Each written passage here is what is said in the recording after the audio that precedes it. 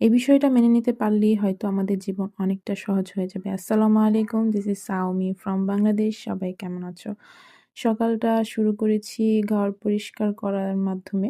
এরপরে ছেলেকে ওর নানুর বাসায় দিয়ে আসছি। আচ্ছা, যে বিষয়ে আজকে কথা বলতে চাচ্ছি, চলো সেটা শুরু করি।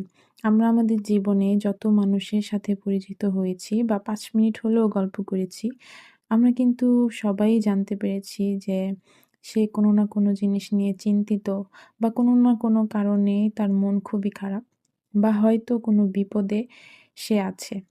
আসলে আমরা দূর থেকে অনেকের জীবন দেখেই ভাবি যে আহা! তার জীবনটা কত মসৃণ।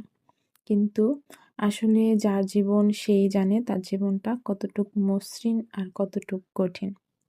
জীবন কখনোই কারো মসৃণ হয় না। আমাদের জীবনটাই আঁকাবাঁকা। আর এই আঁকাবাঁকা পথই আমাদের শেষ পর্যন্ত পাড়ি দিতে হবে। আজকে আম্মু সকালে পিঠা পাঠিয়েছিল। ঘরের কাজ-টাজ শেষ করে আমি সেই পিঠা খাওয়ারই জন্য প্রস্তুতি নিচ্ছিলাম। যদিও আমি ছেলেকে দিয়ে আসার সময় বাসা থেকে নাস্তা করে এসেছি। কিন্তু এই পিঠার লোভ আমি আর সামলাতে পারছিলাম না। তো আমি একটা ডকুমেন্টারি দেখতে, দেখতে পিঠা খাচ্ছিলাম। এই টাইপের মানে আমাদের দেশ নিয়ে ডকুমেন্টারিগুলি আমার খুবই ভালো লাগে। আজকে ভেবেছি আমি তেমন কিছুই রান্না করব না। একটু ডাল, একটু বেগুন ভাজি, একটু আলু ভাজি আর একটু মাছ ভাজবো। কিন্তু বিশ্বাস করো এইগুলি করতে, করতে আজকে আমার আসরের আজান দিয়ে দিচ্ছে। এই জিনিসটা আমার কাটাকাটিতে যে কত হেল্প করে, যাক মাঝখান দিয়ে একটা ব্যাড বাজ দিয়ে দিলাম। তারপরে আমি এগুলি রেডি করে ছেলেকে আনতে যাচ্ছিলাম। আসার সময় এই প্রতিদিন এরকম একটা বক্স আমার বাসা থেকে নিয়ে আসতে হয়।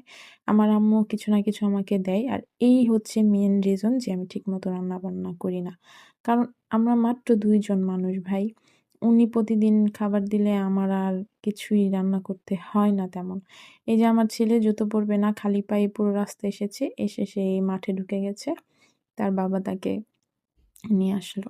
তো ওই বাসা থেকে আসার পরে আমি ঝটপট আমার এই টুকটাক রান্নাই শেষ করছিলাম। যেহেতু আমি এগুলি তৈরি করে গিয়েছিলাম, প্রিপেয়ার করে রেখে গেছিলাম আরকি।